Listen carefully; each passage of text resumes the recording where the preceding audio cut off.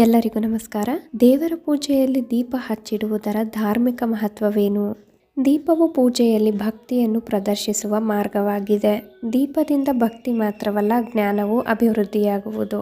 ದೇವರ ಪೂಜೆಯನ್ನು ಮಾಡುವಾಗ ನಾವು ಯಾವ ದೀಪವನ್ನು ಬೆಳಗಬೇಕು? ದೇವರಿಗೆ ದೀಪ ಹಚ್ಚುವುದರ ಧಾರ್ಮಿಕ ಮಹತ್ವವೇನು ತಿಳಿಯೋಣ. ಹಿಂದೂ ಧರ್ಮದಲ್ಲಿ ಪೂಜೆ ಮತ್ತು ಧಾರ್ಮಿಕ ಆಚರಣೆಗಳಲ್ಲಿ ದೀಪಗಳನ್ನು ಬೆಳಗಿಸುವುದು ವಿಶೇಷ ಮಹತ್ವವನ್ನು ಹೊಂದಿದೆ. ಪೂಜೆ ಅಥವಾ ಶುಭ ಕಾರ್ಯಕ್ರಮಗಳ ಸಮಯದಲ್ಲಿ ದೀಪವನ್ನು ಬೆಳಗಿಸುವುದು ಬಹಳ ಮುಖ್ಯವಾದ ಕೆಲಸವೆಂದು ಪರಿಗಣಿಸಲಾಗಿದೆ. ಋಗ್ವೇದ ಕಾಲದಿಂದ ಕಲಿಯುಗದವರೆಗೆ ದೀಪಗಳನ್ನು ಹಚ್ಚುವ ಸಂಪ್ರದಾಯ ನಡೆದುಕೊಂಡು ಬಂದಿದೆ. ಅಗ್ನಿಯನ್ನು ಕಣ್ಣಿಗೆ ಕಾಣುವ ದೇವರು ಎಂದು ಪರಿಗಣಿಸಲಾಗುತ್ತದೆ. ಪೂಜೆಯ ಸಮಯದಲ್ಲಿ ದೀಪದ ಬೆಳಕು ಕತ್ತಲೆಯನ್ನು ಹೋಗಲಾಡಿಸುತ್ತದೆ ಎಂಬ ನಂಬಿಕೆ ಹಿಂದೂ ಧರ್ಮದಲ್ಲಿದೆ. ದೀಪದಲ್ಲಿನ ಅಗ್ನಿಯು ಅಜ್ಞಾನದ ಸಂಕೇತವಾಗಿದೆ.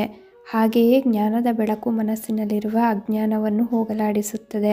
ದೀಪದ ಬೆಳಕು ದೇವರ ಬೆಳಕನ್ನು ಸಂಕೇತಿಸುತ್ತದೆ.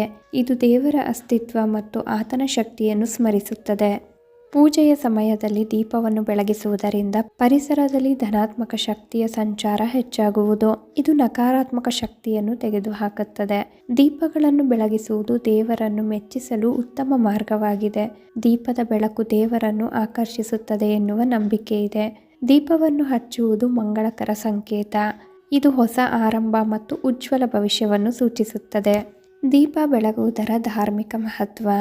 ದೀಪವು ಬೆಳಕು ಮತ್ತು ಜ್ಞಾನದ ಸಂಕೇತವಾಗಿದೆ.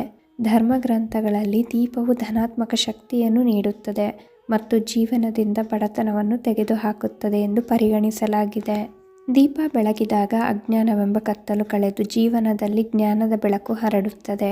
ಪ್ರತಿನಿತ್ಯ ಪೂಜೆಯ ಸಮಯದಲ್ಲಿ ಮನೆಯಲ್ಲಿ ತುಪ್ಪದ ದೀಪವನ್ನು ಬೆಳಗಿಸುವುದರಿಂದ ಸಂತೋಷ ಮತ್ತು ಸಮೃದ್ಧಿ ಉಂಟಾಗುತ್ತದೆ.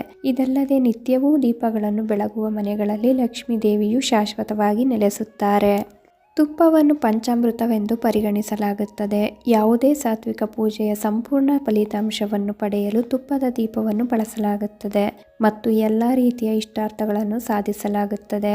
ತಾಮಸಿಕ ಅಂದರೆ ತಾಂತ್ರಿಕ ಪೂಜೆಯ ಯಶಸ್ಸಿಗೆ ಎಣ್ಣೆ ದೀಪವನ್ನು ಬಳಸಲಾಗುತ್ತದೆ. ವಿವಿಧ ಧರ್ಮಗಳಲ್ಲಿ ದೀಪದ ಮಹತ್ವ. ಹಿಂದೂ ಧರ್ಮದಲ್ಲಿ ಬಹುತೇಕ ಎಲ್ಲ ಪೂಜೆಗಳಲ್ಲಿ ದೀಪಗಳನ್ನು ಬೆಳಗಿಸಲಾಗುತ್ತದೆ. ಈ ದೀಪವನ್ನು ಲಕ್ಷ್ಮೀ ದೇವಿಯ ಸಂಕೇತವೆಂದು ಪರಿಗಣಿಸಲಾಗುತ್ತದೆ. ಬೌದ್ಧ ಧರ್ಮ. ದೀಪಗಳನ್ನು ಬೆಳಗಿಸುವುದು ಬೌದ್ಧ ಧರ್ಮದಲ್ಲಿಯೂ ಪ್ರಚಲಿತವಾಗಿದೆ. ಇದನ್ನು ಬುದ್ಧನ ಜ್ಞಾನದ ಸಂಕೇತವೆಂದು ಪರಿಗಣಿಸಲಾಗಿದೆ. ಸಿಖ್ ಧರ್ಮ. ಜ್ಞಾನ ಮತ್ತು ಸತ್ಯದ ಸಂಕೇತವಾಗಿರುವ ಗುರುದ್ವಾರದಲ್ಲಿ ದೀಪಗಳನ್ನು ಬೆಳಗಿಸಲಾಗುತ್ತದೆ. ಮಣ್ಣಿನ ದೀಪದ ಮಹತ್ವ. 5 ಅಂಶಗಳಿಂದ ಮಣ್ಣಿನ ದೀಪವನ್ನು ತಯಾರಿಸಲಾಗುತ್ತದೆ.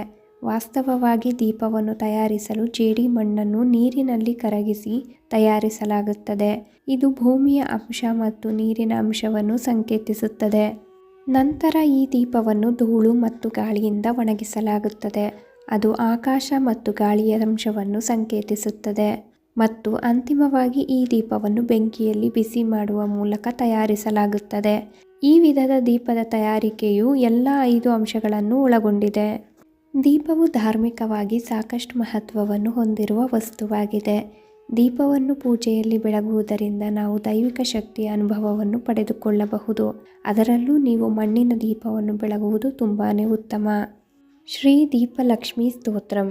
ದೀಪಸ್ತ್ವಮೇವ ಜಗತಾಂ ದಯಿತಾ ರುಚಿಸ್ತೆ ದೀರ್ಘಂ ತಮಃ ಪ್ರತಿನಿವರ್ತ್ಯಮಿದಂ ಯುವಾಭ್ಯಾಂ ಸ್ತವಂ ಸ್ತವ ಪ್ರಿಯಮತಃ ಶರಮೋಕ್ತಿವಶ್ಯಂ ಸ್ತೋತು ಭವಂತ ಮಭಿಷ್ಯತಿ ಜಂತುರೇಷು.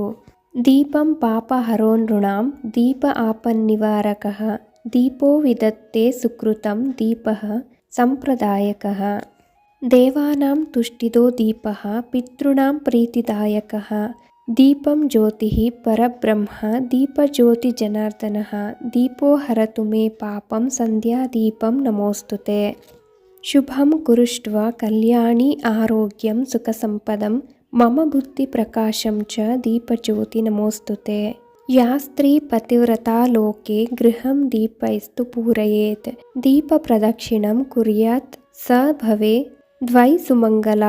ಇತಿ ಶ್ರೀ ದೀಪಲಕ್ಷ್ಮೀ ಸ್ತೋತ್ರಂ ಸಮಾಪ್ತಂ.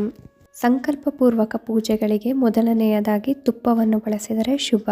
ಎರಡನೆಯದಾಗಿ ಶುದ್ಧ ತೆಂಗಿನ ಎಣ್ಣೆ. ಜೋಡಿ ದೀಪದ ಬತ್ತಿಗಳನ್ನು ಹತ್ತಿಸುವುದರಿಂದ ಶುಭ ಫಲಿತಾಂಶಗಳನ್ನು ಕೊಡುತ್ತದೆ. ದೀಪದ ಮಹತ್ವವನ್ನು ತಿಳಿಸುತ್ತಾ ನಾನು ಈ ವಿಡಿಯೋನ ಇಲ್ಲಿಗೆ ಎಂಡ್ ಮಾಡ್ತಿದ್ದೀನಿ. ಈ ಮಾಹಿತಿಗಳು ನಿಮ್ಗೆ ಇಷ್ಟ ಆದರೆ ದಯವಿಟ್ಟು ನಮ್ಮ ಚಾನಲ್ಗೆ ಸಬ್ಸ್ಕ್ರೈಬ್ ಆಗಿ, ಲೈಕ್ ಮಾಡಿ, ಶೇರ್ ಮಾಡಿ, ಹಾಗೆ ಕಮೆಂಟ್ ಮಾಡಿ.